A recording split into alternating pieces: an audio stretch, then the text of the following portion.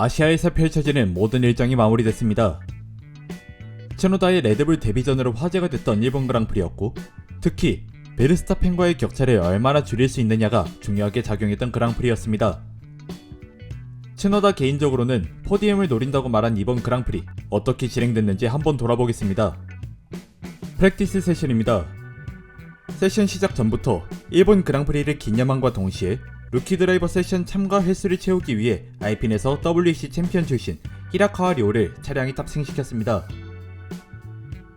프랙티스 세션이 진행되는 동안 가장 중요했던 것은 앞서 말한 유키의 적응 속도였는데, 프랙티스 1에서 조금씩 흔들리는 모습은 있었지만 베스트 랩타임을 기준으로 베르스타펜과 약 0.1초 정도의 격차만을 보여주면서 기대감을 높여줬습니다. 또한 프리시즌 테스트까지만 해도 상위 3팀에 들기 힘들 거라 예상했던 메르세데스의 러셀이 작년도 챔피언인 맥라렌과 견줄만한 차이를 보여주면서 올 시즌 변수로 작용하고 있습니다.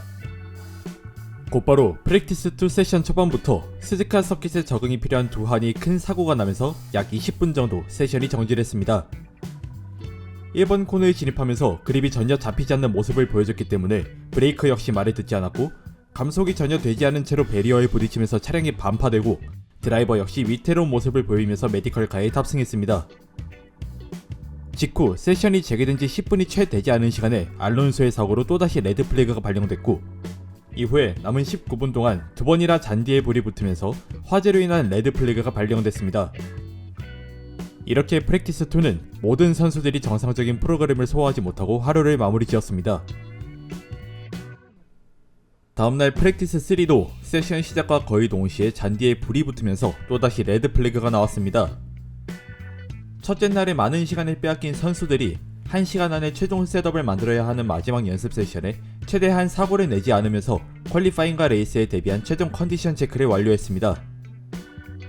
하지만 세션 막바지에 또다시 잔디 화재로 인해 레드 플래그가 선언됐고, 이로써 프랙티스 세션에서만 6번의 레드 플래그가 나오게 됐습니다.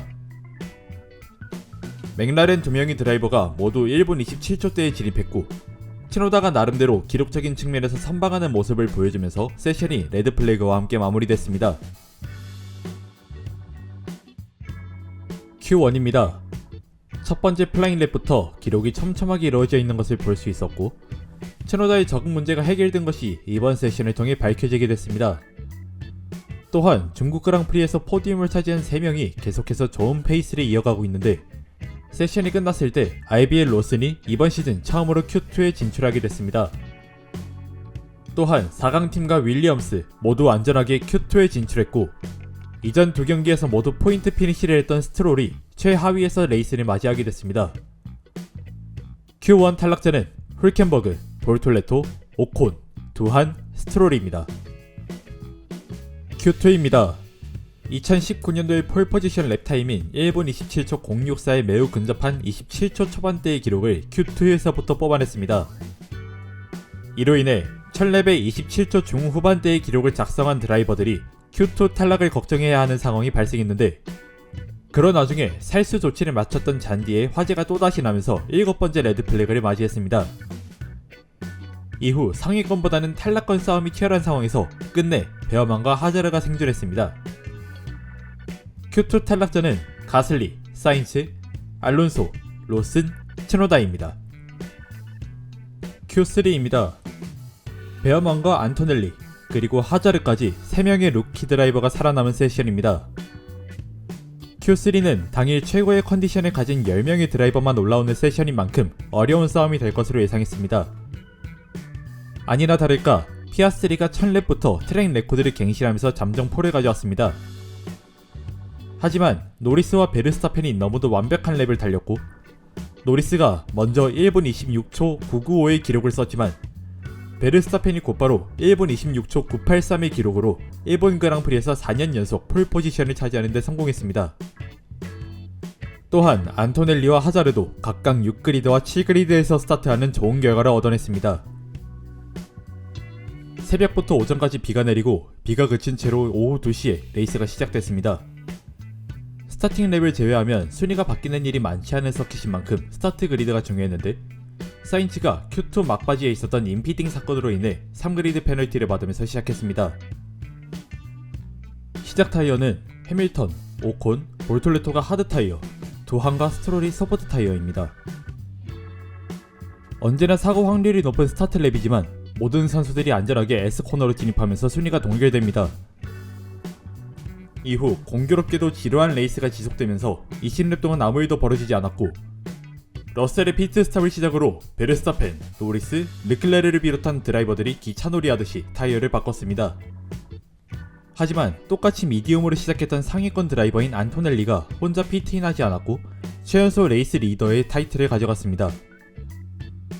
레이스 막바지에 안토넬리가 쌩쌩한 하드 타이어로 패스티스트 랩을 가져오고 그와 동시에 2019년도 해밀턴의 기록인 1분 30초 983의 기록을 갈아치웠습니다. 그리고 사인스가 20랩 정도를 서포트 타이어로 달려야 하는 상황 속에서 초월 쇼를 보여줬고 레이스 후반부에 가장 많은 스포트라이트를 받은 드라이버 중 한 명이 됐습니다. 레이스가 끝났을 때 상위 10명의 드라이버는 해밀턴과 하젤의 위치만 바뀐 채로 마감됐고 츠노다가 나름대로 분발해봤지만 초월 난이도가 높은 스즈카에서 평준화된 차량과 선수들을 잡아내기엔 역부족이었습니다. 그렇게 막스의 시즌 첫 번째 우승이자 개인 통산 64번째 우승을 혼다와 함께한 일본 그랑프리에서 장식하게 됐고 맥라렌은 두 경기 연속 더블 포디움을 차지하면서 컨스트럭터 경쟁에서 일찌감치 달아났습니다. 작년까지만 해도 타이어 그레이닝이 심해 기본적으로 투스탑을 전제로 전략을 구성했지만 올해 펼쳐진 일본 그랑프리는 전체적으로 타이어의 부담을 느낀 경기가 되질 않았습니다.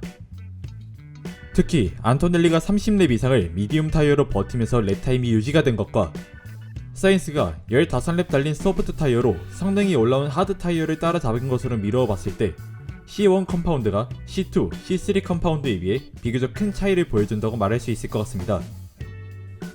로슨의 RB 복귀 전이자 츠노다의 레드불 데뷔 전이었는데 두 사람 모두 노포인트로 경기가 마무리된 반면에 베어만과 하자르는 자력으로 포인트 피니시를 하는 데 성공했습니다. 이로써 하스는 개막 3경기 동안 리타이어가 없으면서 2경기 연속 포인트 피니시를 하게 된 셈이고 하위권 싸움을 해야 하는 팀 입장에서 엄청난 호재일 것이 분명합니다.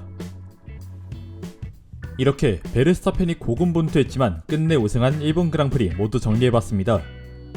트리플 헤드의 두 번째 경기인 바레인 그랑프리 프리뷰로 돌아올 것을 말씀드리면서 이번 영상 마무리하겠습니다. 시청해주셔서 감사합니다.